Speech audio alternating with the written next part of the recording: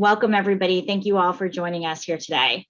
I'm Amy Kadomatsu, as Amanda had suggested, CEO at ComplySci. I'm also joined by Robert Cruz, Vice President of Information and Governance at Smarsh.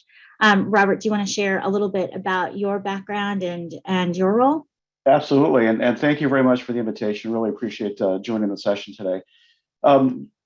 I'm with Smarsh as the VP of Information Governance, which basically means for our company, which provides solutions to allow firms to capture, store, and review electronic communications for regulatory purposes. My role is to help companies address some of the concerns they may have with regard to how do they ensure that they're following their policies? How do they ensure that they're staying clear of some of the regulatory items that they need to pay attention to with regard to written supervisory procedures. So looking at best practices, looking at how firms can leverage some of these new communication tools and ultimately enable growth in their business to respond to the needs of their clients. So very happy to join you today. Looking forward to this conversation. Thank you. And just to give everyone a little bit of background, if we go to the next slide, we'll have a little bit of background on how did we get here? Why did this even come together in terms of this webinar? Some of the regulatory discussion and background, and some thoughts related to employee monitoring in this kind of ever-changing technology landscape. We will have a couple of polls as well, and so I really encourage you to participate. It's completely anonymous, so that would be great for you to participate along the way. There are just a few of them. We're not going to pepper you with a billion of them, so please participate. If we go on to some of the next slides, I would say, when I thought about how did we get here and why is it Robert and I got connected to talk about this today, I have to tell you, when at first I was watching the news, it mostly focused on the general volatility and reading the reporting on GameStop about, the little guy beating the hedge funds. And there was a lot of this kind of reporting that was out there, and the Redditors and all of this other stuff. And then at some point, it became clear that Keith Gill, AKA Roaring Kitty, was a central figure in this frenzy. Then it became worrisome to me when he was found out to be registered with FINRA and a MassMutual employee. I can tell you, certainly none of my compliance officers or administrators want to hear that news. Just no one wishes that upon their worst enemies. And since then, it was discovered that Keith Gill had both undisclosed accounts. He had a long-standing YouTube channel with 74,000 subscribers and other social media accounts where he posted about GameStop and other things. Then on January 29th, the state of Massachusetts sent an inquiry to MassMutual asking about details on the firm's process for identifying undisclosed business accounts and activities and monitoring employee social media. And then on February 3rd, the New York Times reported that MassMutual told regulators it was unaware that Mr. Gill had spent more than a year posting about GameStop on social media, online message boards, and YouTube. And that had it known about Mr. Gill's outside activities, it would have asked him to stop or possibly have fired him. And then, as the story continues, later in February, MassMutual and Keith Gill were both subpoenaed by regulators and named in a class action lawsuit. Again, I go back to one of the initial things that I said. No one wants this news. No one wants to be embroiled in this kind of activity. And so it was around this time that I had been speaking to our friends and colleagues over at Smarsh, and it was clear there was this bridge between what we're doing at ComplySci with employee attestations, personal trade monitoring, outside business activity monitoring. And then there's this whole cadre of things that Smarsh is doing in terms of email and social communications capture and archiving and all of the kind of intelligence on top of that. And so it was this kind of intersection of the two of our worlds. And so I made the pitch of, hey, do you guys think that it would be great for us to get together on a webinar to talk about this? I'm sure that in small groups, within organizations, and large groups, people are all asking, what should we be doing now? Is there something we should be doing differently? What can we do as an organization? If this was our employee, what would we be doing? And especially as we balance compliance needs against business needs and thinking about the future and how much technology is pushing us as compliance people to think about things, whether they're communication medias that used to be personal to communication medias that are now business, and how do we blend those two together. And so, talk to Rob. Oh, sorry, there's a fire alarm going on in the background. Sorry, this is the beauty of being at home and on Zoom. But Robert, I think that's where then we brought you on to say like, hey, is this something that we could talk about? Yeah, absolutely. And I would make one adjustment to the previous slide of the timeline, which is it should have an arrow that points to the right, because this is not over. And it's not just, as you said, not just about GameStop. It is about potentially any opportunity for individuals to collaborate and look for opportunities to. You see unusual activities happening with AMC, with Dogecoin. I mean, consider Coinbase and what happens when the IPO finally hits. And also, you have to look at this not just about YouTube and Reddit. It could have happened on any communication network. So the fact that individuals have access to so many different communication sources, Reddit was just one particular location where individuals can gather. It's not good, bad, or indifferent. It can be replaced by another place where people believe they can hide, they can avoid detection. So, for any firm, I think you have to look at this as, how do you stay in front of the communication tools? How do you make sure that the next GameStop is not something that, ends up embroiling some of your employees? And unfortunately, this photo of Keith Gill as Roaring Kitty has become the photo du jour related to all of the things related to GameStop and beyond. And so, again, just not what anyone wants for their organization. And so if I was to then ask this first poll, which is really, we'd love to hear a little bit about, there's going to be a poll that comes up in front of you. And so if you could answer kind of, does your firm currently monitor employee business activities? You can select one or more of these as it suits you. And so please do so. We'll give you a couple of seconds to be able to do that. And then we'll move on. Yeah, and that would also make sure that folks realize monitoring means, in this particular context, if you have written supervisory procedures you need to follow because you have registered reps or broker dealers or investment advisors, there are SEC and FINRA rules. And so, for that group of individuals, you have that obligation. So, make sure that you're reflecting that in the way that you respond to the question of monitoring.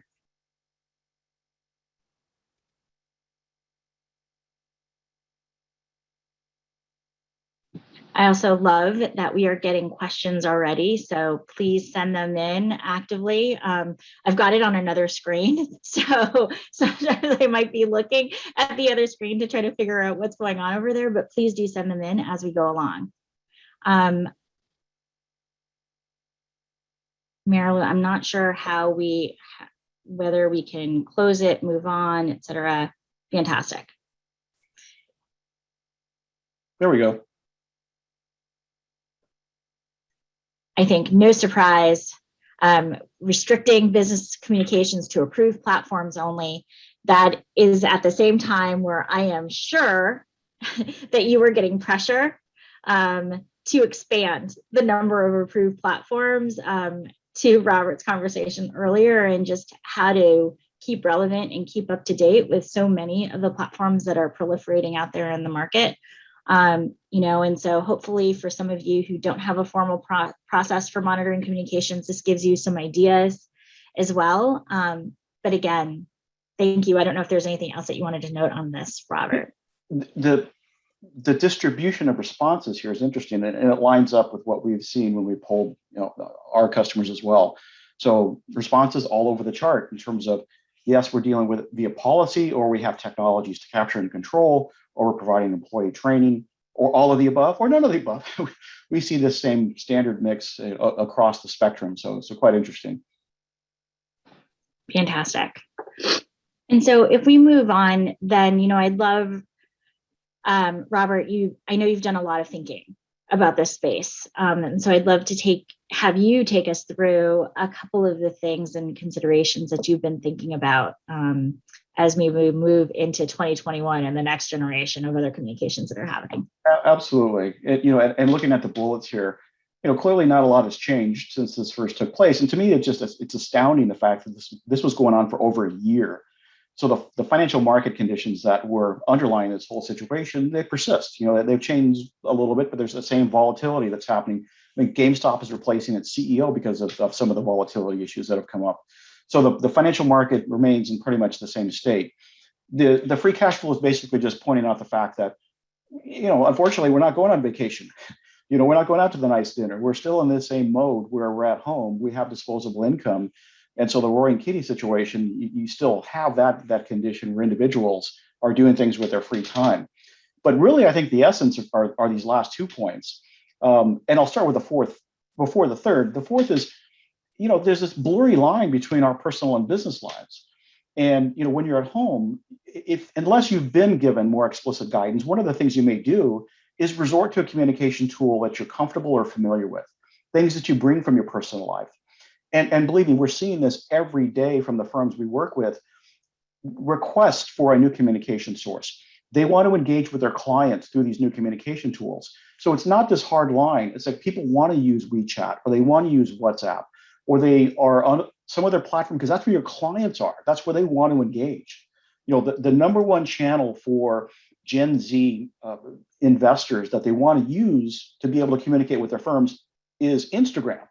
So you see a pull from the market, not just about the pandemic, but because of demographic changes where, there's now this proliferation of communication sources that individuals have access to, both your employees as well as your clients. But what this creates in this picture, I think, is a good illustration of chaos. It creates a bigger challenge for you to have visibility. Where are the dark corners?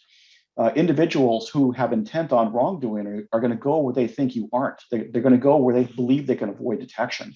So there's always going to be a Discord, a Signal, a house party, a Marco Polo, a Clubhouse, a new communication source where an individual may go because they think that's where they can avoid the scrutiny of the compliance staff. So all of these conditions continue to persist, but those last two, I think, are really the lessons or the things that you can be proactive around as far as how can you improve visibility and how can you stay in control of some of the both acceptable and prohibited communication tools that are in the market today. And what have you seen, Robert? And I'm happy to also give a couple of ideas here that I've heard when I've talked to CCOs, across the spectrum. But in terms of how are CCOs responding to this kind of incoming flood of requests, and what are there's probably a spectrum. One side of the spectrum is to completely limit and to only allow business communication on a couple of different platforms. The other side is really an expansive list. How have you seen people manage that? Yeah, it's a great question. And I think we probably are a bit of an anomaly because the nature of our business is to be able to capture and support, additional communication sources. So we tend to serve more companies that want to move toward that aggressive posture of being able to support the next network. We have larger firms that are supporting 70 or 80 different communication sources. And communication, I mean, not just external, with the public, but also internal collaboration. I mean, what are we doing right now on Zoom? Or, are you standardizing on Microsoft Teams or Slack? These are all new surface areas where some of these information risks may arise. But I think as it pertains to communications with the public, we are seeing firms that are absolutely willing to embrace LinkedIn as an example because they've seen the ROI. They've seen that individuals that are more active on some of these platforms are higher earners. They're generating higher returns for the firm. So there is a correlation between the ability to support a new communication tool and those metrics around financial performance. But it is, like you said, it's a mix. Some firms are still more restrictive and kind of maintaining the wall between corporate controlled assets and some of these, more nomadic social media tools. It's a very difficult line to maintain given our distributed nature today, given the fact that people just need to get their jobs done, and they're going to do it, through tools, hopefully, that you believe you can accept the risk. So I think the pandemic pushed us into a spot that we might have gotten to in 10 years. It just happened in 2 months. Such a good point. Yeah, totally. I think that's, definitely part of the challenge, I think, too, is just the speed in trying to acclimate to kind of the new normal from that perspective. And, I've heard everyone say from they have formal and processes in place to be able to capture, to there are certain people who might do things like have a policy that basically if you end up doing business on one of these more personal channels, to then also screenshot that information, send all of that in. So there is this kind of change in terms of the onus between the business side and the person in the employee side, and who is responsible for what parts of that communication as well, which I think is interesting and probably will continue to evolve as we go along. Yeah, that won't change. And that's, also goes back to the adage that, I will allow my employees to use tools that I'm confident I have the ability to capture. It's still a fairly good rule. And what we're seeing is that for a lot of firms, there's a more formal process at the front door where companies are evaluating, well, here's the benefits for me supporting this tool. Here are the risks. And let's make a decision about, whether we're willing to accept that risk for that communication source. So that risk set, though, is not just about regulatory. It's about, potential security exposure or privacy issues or intellectual property laws, or the GameStop thing now is about outsider business activities, OBA. So if firms feel like they've got a handle on the risk, they can mitigate the risk either via policy or through a technology control. Then because of the situation we're in, they've been willing to say yes more frequently than they have in the past. Got it. And when we think about, if we go to the next slide, kind of just to ensure that we're thinking about this from what does the regulation say? Are there specific obligations? I think many people probably know the answer to this today, but I think that there might be many others who are kind of like, okay, we've got a new administration. Where is this moving? How should we think about this? And so kind of what's your perspective on this as well? Yeah, I think it's a great question. And, just looking at the blocking and tackling requirements of electronic communications, you've got record keeping obligations under FINRA 4511 and SEC 1784. You've got supervisory obligations. So there's always the basics of, how do you capture a record? How do you ensure it's being stored appropriately? How do you supervise that communication? And it's important to note that those regulations don't delineate one communication source from another. They don't say, here's the carve out for this source versus that source. So that's in place. But to the timeliness of this, in the FINRA exam priorities that came out in February of this year, some of this news was still breaking. One of the key things that FINRA noted in the exam letter was, inspection of business communications for outside business activities. Rule 3270. It's there where individuals have to go through a set of procedures where, if they are engaged in these outside activities, they have to report and attest, make sure that the firm is aware. So, the fact that these things come out in the exam priorities means that FINRA is paying attention to it, as is the SEC, obviously, from some of the things in the timeline. So I think firms are going to be held accountable to, SEC and FINRA scrutiny as to what steps have you taken to make sure that you have some proactive measures in place to know where these things may be taking place. And individuals understand what the repercussions are if you're not following those rules.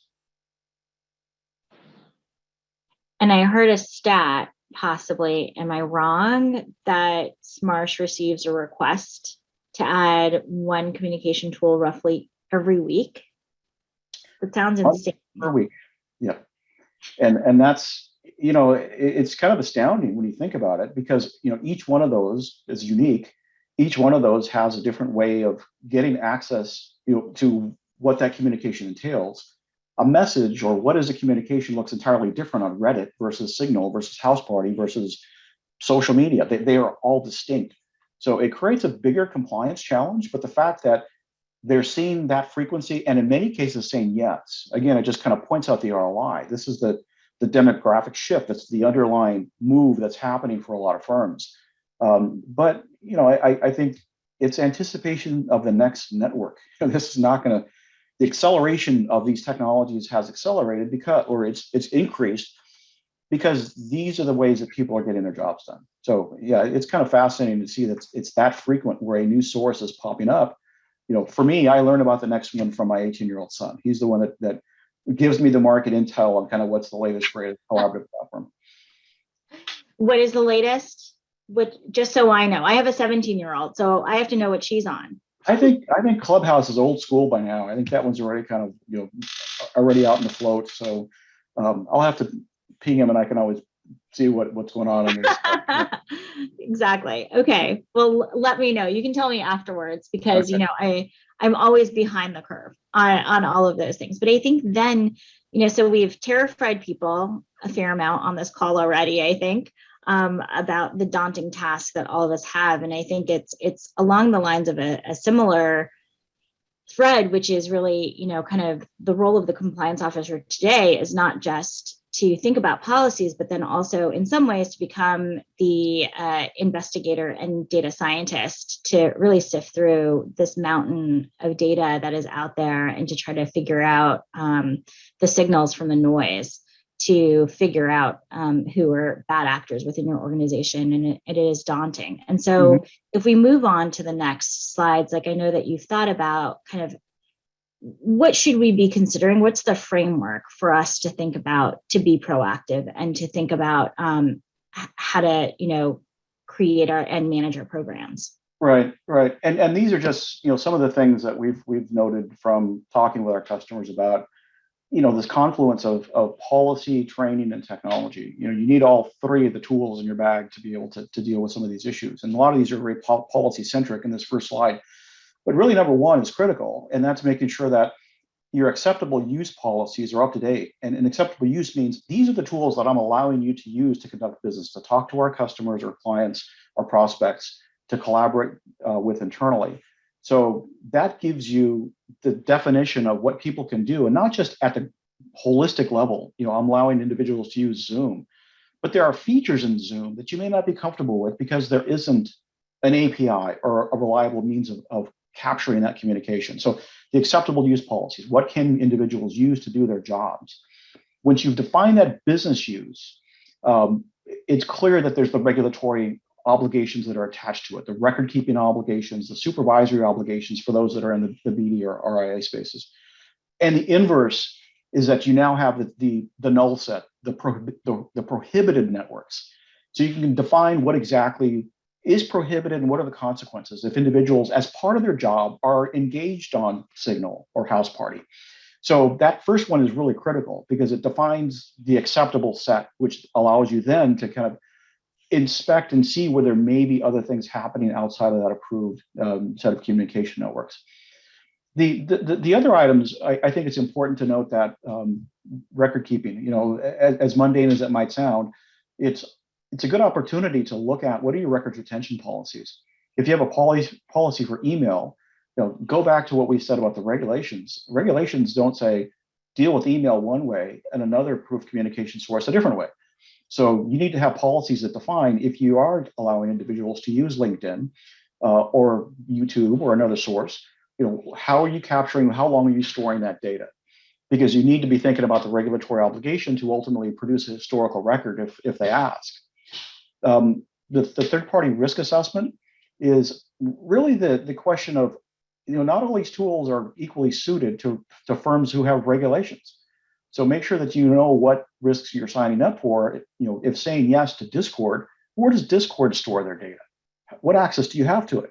If you had to produce 2 years worth of information, how would you do that?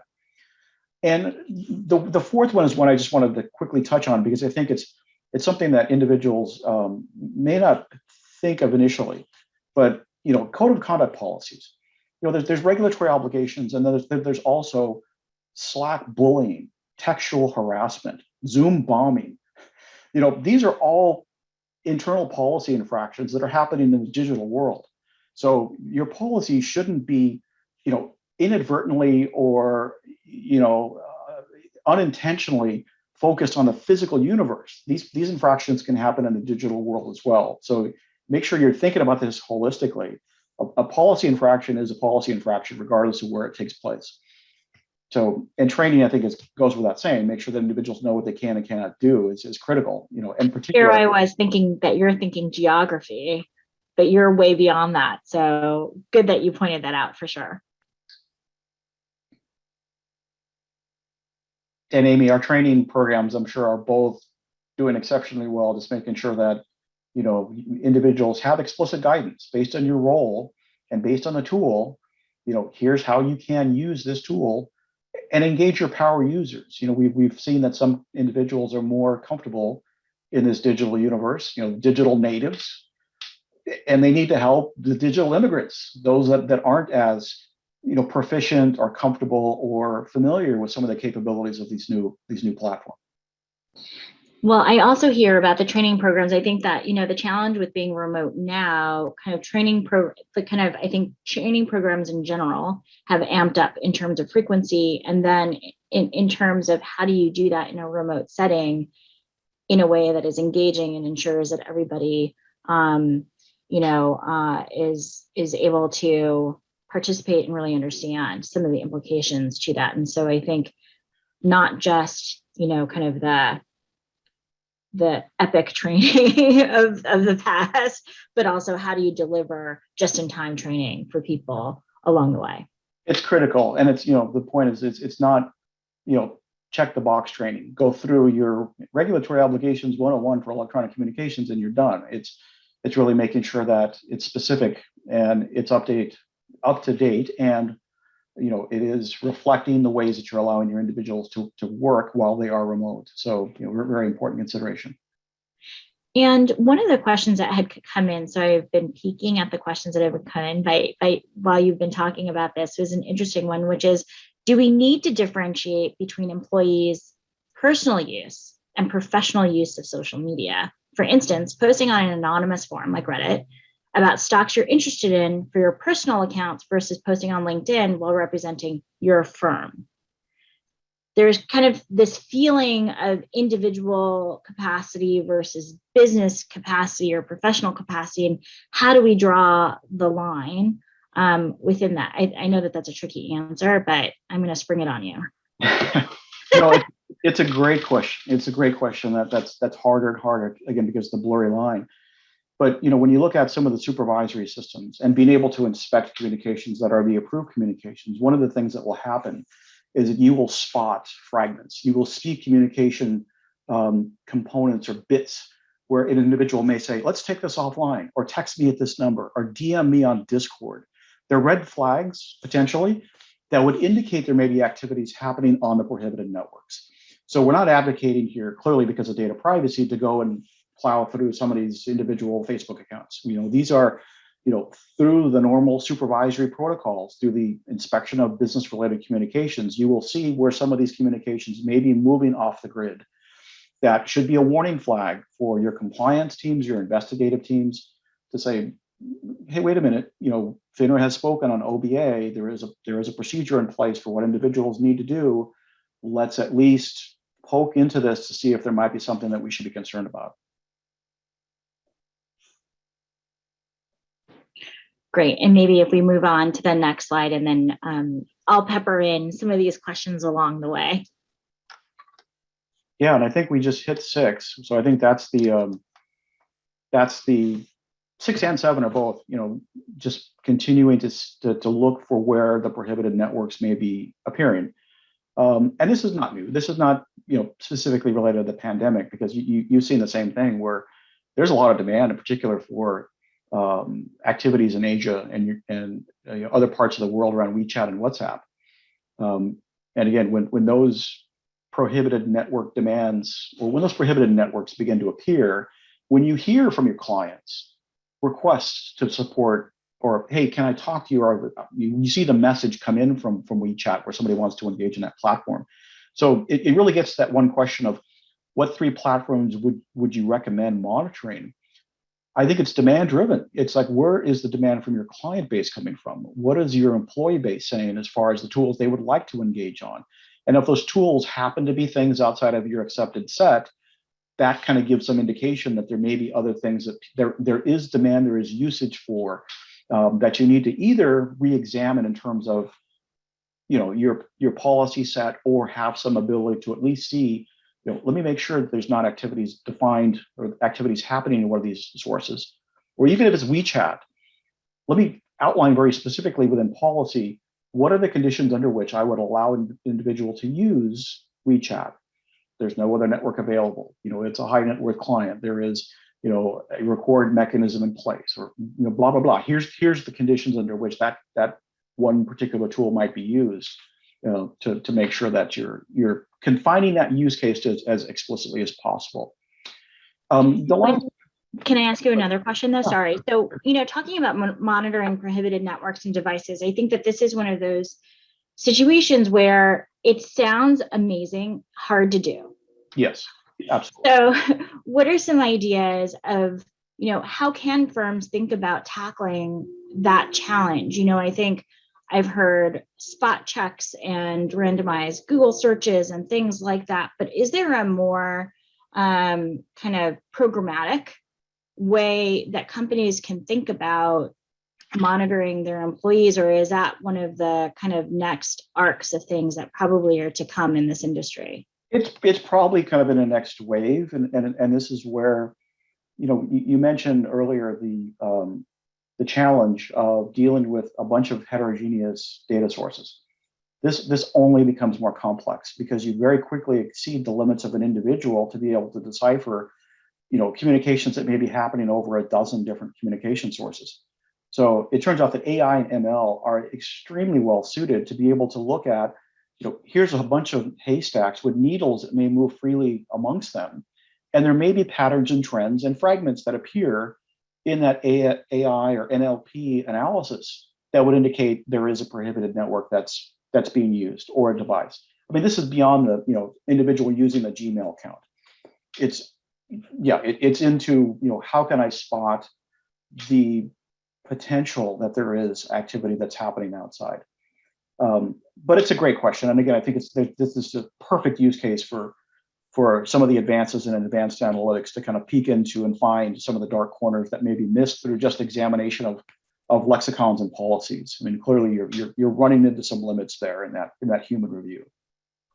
Right. And yet more reason why kind of the push is for all of our compliance officers to become more like data scientists and to think about the data really expansively, because certainly regulators are on their side as well. Exactly. And just one thing, Amy, that I would touch on is, for the broker dealer community in particular that we work with, I think it's very easy to focus the majority of your attention around the regulated base, the individuals that are licensed. But these issues, as we said earlier, can happen anywhere. Or, Mr. Gill can be communicating with a half a dozen other employees. And so it's important to think about, we say here, expanding the spheres of supervision. Other individuals may be involved. It may be individuals that you engage or communicate with frequently. It could be members of the senior staff. It could be members of the other frontline employees. So don't confine the risk analysis just to those that have the regulatory obligation. It could be happening across any place in your employee base. So it's good just to think about, the periodic inspection of other communications that are business related, across your business, because it may reveal things that you may have missed in your written supervisory procedures. And you talk about this expanding supervisory spheres. I don't know if you had gone into that a little bit, but in terms of then, what does that mean in terms of a mindset shift? Sure. I think it's fundamental where I see less of this, but still occasionally comes up, where the notion of, the obligation is, I have a written supervisory procedure. I need to periodically, go through the review of it. I need to report back to FINRA. I need to have the report, available, et cetera. So it's kind of like the mechanics of the exercise. But really, we're saying not just think about the review process itself. How do you get through your review queues, and how do you reduce your false positive rates? Think about that infrastructure, that all the process and policy that's been set up to deal with the regulated users, and use that to periodically inspect for other communication infractions, where other things may be happening. So it really means just taking the logic and the infrastructure and the rigor you've set up for your regulated base, and just periodic, spot check against other employees that you believe there may be reasons to think that there could be activities there that you need to be paying attention to. If you look at some of the, we haven't seen the big fine yet. That's kind of one of the things that's missing here. We haven't seen the major, exam or enforcement action from the SEC or FINRA. But just from previous patterns of text messaging and social media, these have tended to cross regulated user and non-regulated user lines. It tends to have, ensnarled different individuals across different parts of the business. So that same thing is going to happen here on these other platforms. It's going to affect multiple individuals in some of these firms. For all of everybody on the call today, I'd say, I'm sorry. It sounds exhausting. I know it sounds really daunting. But, I think in order for us to really be able to conduct business and to make sure that we're kind of meeting business where they're doing business, this is a critical piece for us to get right. And so I'm really glad that we're having this conversation today. I think it's a good peek into the future, and I'm not sure if this is the same feedback you get, Amy, but a lot of our customers are saying we're not planning to go back to the old ways of doing things. We're not planning to go, back to the office. We're planning to enable individuals to work from anywhere, to be, operating in a hybrid mode, which means that people will continue to be working in the digital universe, just traversing back to the physical universe. So, our use of Zoom and Teams and some of these other approved networks, I seriously doubt that we're going to go backwards. It's just kind of catapulted us down this path of digital transformation. I think it's here to stay.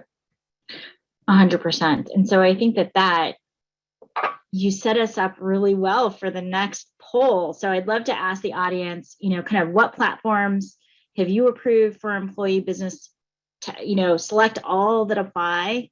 It might be the case that there are some that you have not, and maybe you've only approved one of these. I don't know, but I think it is a question that I get a lot, to be honest with you, with my compliance officers. What are other people doing about the requests that we get incessantly from our deal teams or whoever else within the organization to support yet another platform? How do we do this? How do we do this appropriately? And how do we draw the line? We're no longer feeling like we could just be the organization of no one wants to be that person. Yeah, this will be interesting, Amy, because we run a compliance survey every year. And one of the things that we call it is compliance gap. It's like when we know there's a particular communication source being used, but we haven't outlined it in policy. It has been mobile historically, and now it's Teams and Zoom. There you go. Bing. There you go, Teams and Zoom. Yep. We did a webinar yesterday on Zoom, and we did a poll, and 40% of the respondents were using Zoom, but they had no policy or capture mechanism for Zoom communications. That's a compliance gap. So interesting. It lines up pretty well with So for the 65% of you who said you're using Zoom, talk to Robert and his team. No, it's so true. I think that, what I would tell the audience here is that we had a laundry list even beyond the ones that you see in front of you. We had to truncate the list because there are just so many. And I think that that's part of the daunting task that we have in front of us. Perfect. And then we have a second poll, which might be a little bit interesting, which is, what are you deciding to do? What are you planning to do in the next, 12 to 18 months? This will be interesting. Robert, there's a question that came in just now about, what are people doing to monitor text messages, which I know is a huge bane of people's existences, especially those who have to support people using iOS, approved for business use. So do you want to talk about that a little bit? Yeah. I mean, iOS is its own thing because of its own technological idiosyncrasies and such, but it continues to be a compliance gap because what's interesting is that people know their employees are on these things every day, on the device, but there are technologies that have been in the market for years around mobile device management. And so, we actually have a couple of different approaches that, based on the firm's policy, either BYOD or corporate owned, you can basically create an identity on your phone to separate business versus personal text messaging on your phone. We have plenty of clients doing that. And we also have the ability to capture directly from the carrier. And the important part of that is that we capture the full message stream. We have the full record directly from AT&T or the other communication provider. So there are solutions here if firms are allowing the use of text messaging to make sure that you can capture that. And FINRA 1718 has been out for 3 years now. So there is guidance from the regulators on how you should be dealing with text. This is interesting, Amy. This is, I think, hey, due diligence is always necessary and it's ongoing. We have some partners that work with us that say they are sitting down and looking at new communication tools almost every weekend because they have to look and see whether there's new features that are rolling out. So not just whether it's a new tool, but hey, Microsoft Teams now allows you to capture a modern attachment. Well, how do we do that? It's a link. It's not the actual document. These are things that the compliance teams need to be able to respond to when a new feature rolls out before it gets in front of your user. So that research is it seems like it's going to persist. It's always trying to stay in front of what these new things are offering. Yeah, and I would say that for teams that I see being proactive on this have kind of a very good cadence as well with their internal technology teams, cybersecurity risk teams of the sort, so that oftentimes you feel like you might be on an island as a compliance officer being asked to do all these other things. And I think part of it is having this partnership so that there can be a combined answer with the technology team internally. Absolutely. And Amy, I think this is one of the benefits, one of the blessings of this whole experience is that, this evaluation of communication sources, looking at this holistically as, what are the risks that are just not regulatory in nature, but InfoSec, data security, potential intellectual property impacting, it really is bringing a lot of stakeholders to the table to do this more holistically than they've done in the past. So that's awesome. And they're doing that in conjunction with the business units because the business units they need to get their job done. And if they can't do it in person, they're going to do it on Teams, Slack, or Zoom. So it's great that we're seeing a lot of that motion, small, medium, and large firms. Well, thank you so much. I mean, we've gotten a lot of input and questions and other kinds of things. One of the things that there is a question that came up related to text messages again. You can collect text messages if it is a company-owned phone number device, not someone's personal cell phone, correct? I think that's where the line gets blurred. Yeah, well, think about this in terms of these acceptable use policies. There is a legitimate business reason to allow an individual to use a cell phone to conduct business. And if I'm authorizing the use of that personal cell phone, that then creates the obligation to make sure that you can capture and retain that communication. And so the containerization approach that, as I mentioned, is the creation of dual identities on a single device. There are technologies in the market that we work with companies like CellTrust that even though it's a personal device, here's one individual phone number that is for the business communications that is routed to your capturing backing infrastructure. The personal information is personal, that stays personal. But it does create that bifurcation that allows you to ensure that on a personal device, you still can segregate and capture those business communications. So there are options both on the BYOD side as well as on the corporate owned side. Yeah, I would also say that for those who don't have entire programs to monitor cell phone usage, there is this idea of, there's an obligation on the company to monitor. There's certainly obligations on employee to report. So if an errant business conversation happens, let's say via text or something else, to be able to screenshot that, send that back in to the compliance organization. It is not the most efficient, but when these things happen inevitably, it's important that there is a process that's understood and in place in order to capture those additional pieces, because it's not as if then you shouldn't have that information. You should still have that business discussion captured somewhere. It just has to be in a different way. Yes, and Amy, just one additional comment on that one, and it kind of goes back to that examine your retention policies, because you have to look at the possibility of litigation here as well. And so on a litigation front, the alternatives may be, well, let me, if an issue comes up, go wrestle with AT&T to try to get historical records from them. I mean, good luck and God bless. That's going to be an exercise. The other alternative is, there's forensics tools that have been in use for years in e-discovery, technologies like Cellubrite. In most cases, in that particular case, the forensic tools will produce 85% junk. You will not have the ability to decipher what actually took place 6 months ago.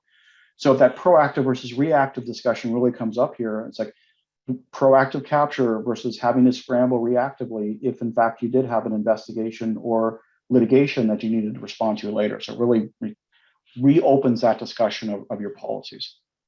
For sure. And I might end our discussion on an expansive question, which is this idea of, and this is kind of going into the data science piece of this. So you talked about the fact that there are all of these platforms that we're monitoring. There's all of this information, certainly that we have on systems like ComplySci. There's all of the things that regulators are doing to monitor all the things. And is there a future in which there might be future shared responsibility between industry and regulators, and how we can combine together to help identify these things that might be bad actors? Or will we continue to be in this, I will audit and we will respond and this other kind of a thing? Yeah, well, I think the conditions that we see right now are that the regulators are becoming more aware of these digital communication tools, and they've spoken about it in their exam priorities. So they are tuning into the fact that voice recordings and persistent chats and bots and emojis and whiteboards behave differently than email. And so I think they're becoming tuned into that. But what's clear is that the technology is ahead of the regulations, and it will stay that way. So, what I think is required, or what firms should be thinking of, is, you almost need like an advanced scout team that just scans the environment, not just for the next network, but also for the next set of features coming out from your existing networks. That if Teams rolls out new features, you've got a point of view, you've got a process in place that says, we're going to either allow this or prohibit it. We talked about AI and machine learning, and I think this is going to become more prevalent in both the communication sources, and clearly we're seeing this already in, bots that are providing investment advice. But from a compliance perspective, important consideration here: FINRA and the SEC have both publicly stated they're embracing AI and NLP in the way they conduct exams, and they expect firms to be leveraging those same approaches in the way that they conduct supervisory review.